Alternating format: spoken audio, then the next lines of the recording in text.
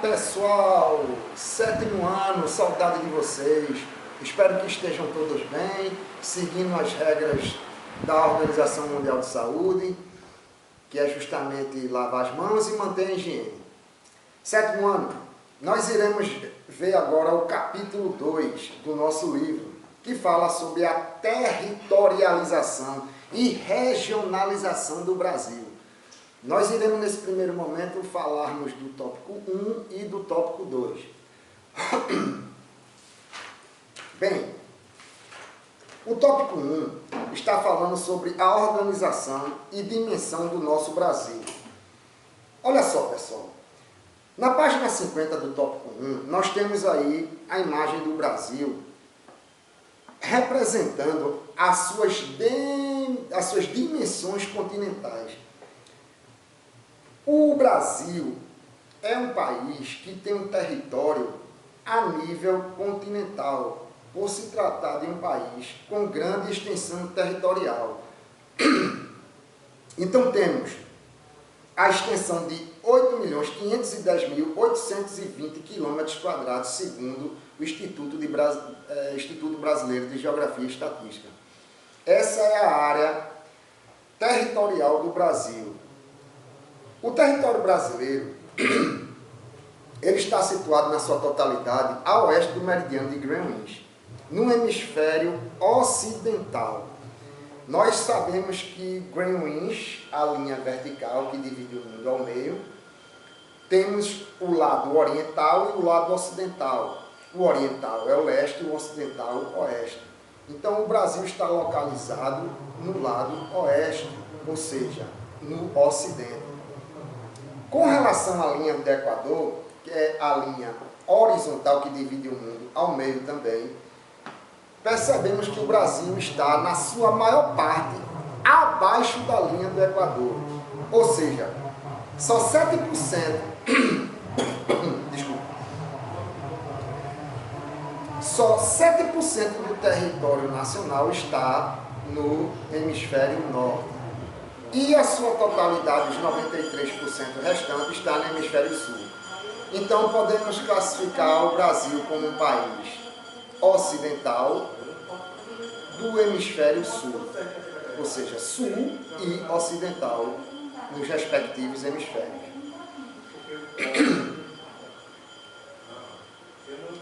O Brasil é o 5º maior país do mundo, pessoal, né? Então, sabemos que, se ele é o 5º país do mundo, ele tem dimensões continentais. Ele fica atrás da Rússia, que é o primeiro, segundo lugar o Canadá, terceiro a China, quarto os Estados Unidos e totalizando respectivamente o 5º lugar com o Brasil.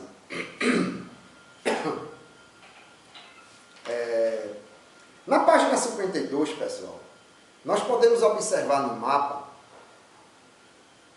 os pontos extremos do Brasil. Ou seja, nós temos 4 pontos extremos. Ou seja, ligação de norte a sul e de leste a oeste. O ponto mais extremo ao norte chama-se o ponto setentrional. Tudo que vocês ouvirem sobre setentrional quer dizer norte. Então, esse ponto, ele é, desculpa, o mais extremo ao norte, que é o Monte Caburaí, localizado no estado de Roraima. Ao sul, podemos observar o Arroio Chuí, localizado no Rio Grande do Sul, né, fazendo fronteira com o Uruguai, que é a parte sul do Brasil. A parte leste está no estado da Paraíba, que é o Ponta dos Seixas, ou seja, é o ponto mais oriental do Brasil. Professor, o senhor falou que ele está no lado ocidental, mas no ponto oriental é do lado leste. Então, o ponto mais oriental do Brasil é a parte litorânea. A parte mais ocidental do Brasil, que é do lado oeste, está justamente na divisão do Acre com o Peru, ou seja, a Serra da Contamana, no extremo oeste. Então, destrinchamos aí os 4 principais pontos extremos do Brasil. esclarecendo a porção dos fusos horários do Brasil, está na página 54, que justamente ele engloba os 4 fusos horários do Brasil, nas linhas verticais, ou seja, os meridianos convergem aos fusos horários. O território brasileiro existe seus limites e existe também as suas fronteiras. Podemos observar que o limite é basicamente uma linha demarcatória que serve para definir a área de um território em relação ao outro. Então, quando um termina, o outro começa. Os limites são estabelecidos entre países fronteiriços, cujo traçado é definido por convenções e acordos multilaterais. Podemos observar também que os aspectos naturais, os elementos naturais, também podem ser inseridos como áreas de limite, ou seja, uma floresta, uma cordilheira, um rio, pontes, muros, rodovias, feito pelo homem. E os primeiros que eu falei são da natureza. O conceito de fronteira é mais amplo, uma vez que está ligado a uma faixa de terra situada entre o território de 2 ou mais países. Então, pessoal, classificamos da seguinte forma. O limite, ele é o termo utilizado para separar municípios, a divisa para separar estados e a fronteira que delimita os países. Né? Bem, o território brasileiro, definimos ele como um conceito de território basicamente entendido, primeiramente, pela Carta Magna, que é a Constituição do Brasil. A Constituição, ela é um conjunto de leis e de normas que promove a organização e a regulamentação das atividades de um país. Ela determina os direitos e deveres da população.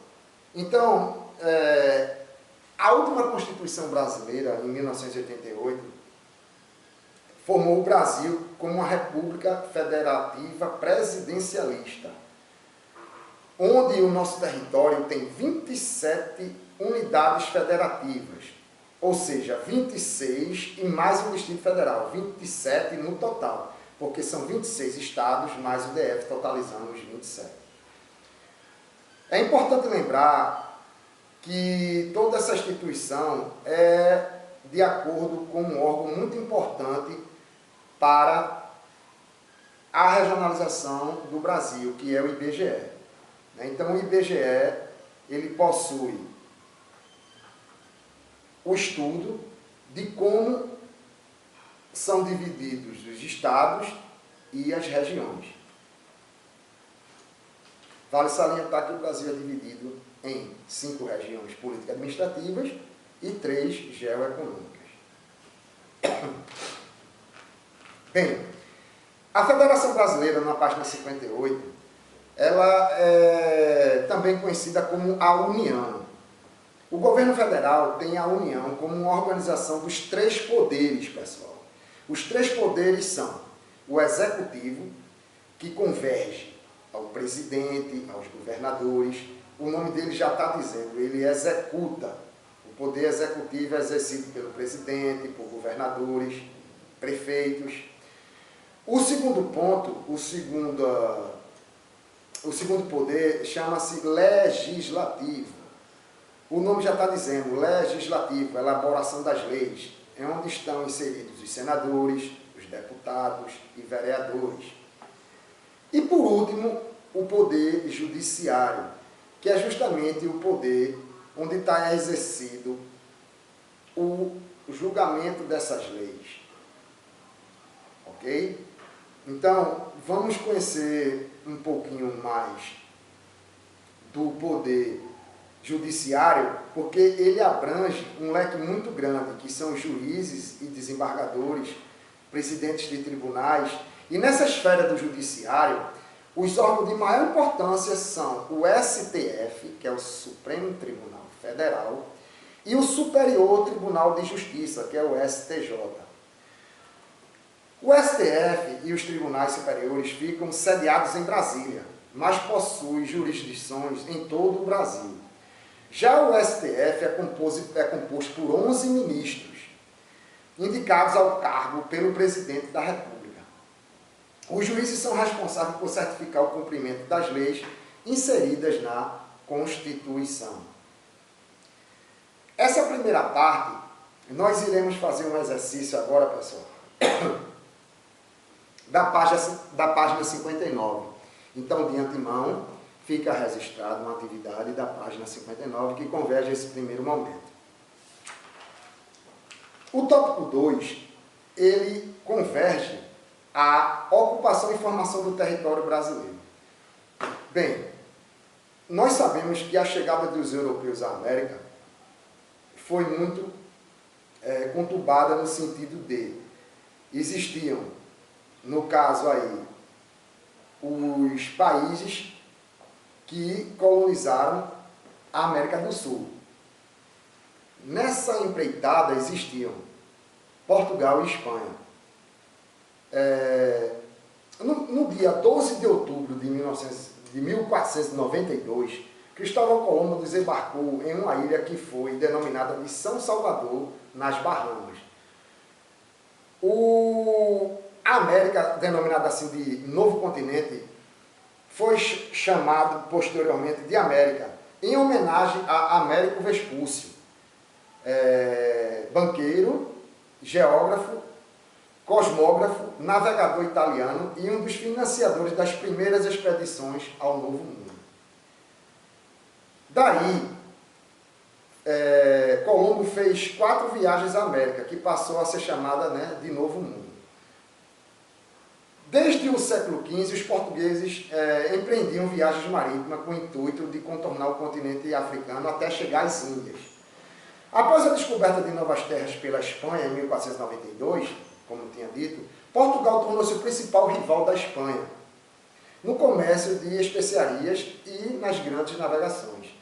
Para evitar conflitos armados, esses países ibéricos decidiram assinar em 1494 o que ficou conhecido como o Tratado de Tordesilhas.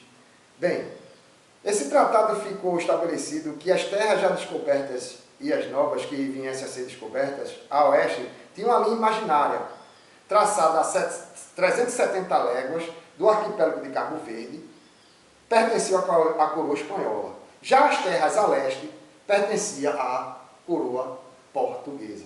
Então, por isso, denomina-se todos os países da América do Sul com a língua espanhola. E só o Brasil, que é justamente o território do lado leste, com uma colonização portuguesa, e nós herdamos a língua portuguesa, obviamente.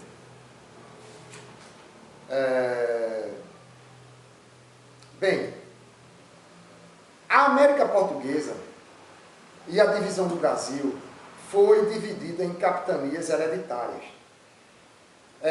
Elas são adotadas em 1534. O Brasil, como tinha estendiu paralelamente ao Oceano Atlântico, até os limites estabelecidos pela linha do Tratado de Tordesilhas. Então, a administração das capitanias ficaria a cargo dos donatários. Eles eram pessoas de confiança do rei, que recebiam da coroa portuguesa enormes porções de terras, as quais deveriam explorar economicamente, investindo recursos financeiros próprios, zelando por sua proteção e manutenção. Apesar de não serem donos das capitanias, uma vez que o rei mantinha a posse da propriedade, os donatários se configuravam como as autoridades mais importantes dentro dos domínios territoriais, assim por eles administrados. Então, pessoal, essas capitanias hereditárias, teve 2 que prosperaram, que obteve resultados econômicos relativamente significativos, que foi a capitania de Pernambuco e a de São Vicente.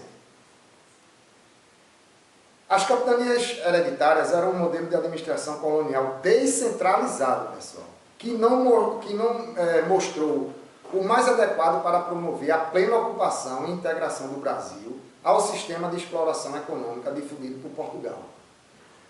Bem, por isso a coroa portuguesa criou um sistema de governo geral, com o objetivo de centralizar a administração colonial, ampliando a exploração das riquezas brasileiras, que deveriam sustentar o luxo e a ostentação dos lusitanos.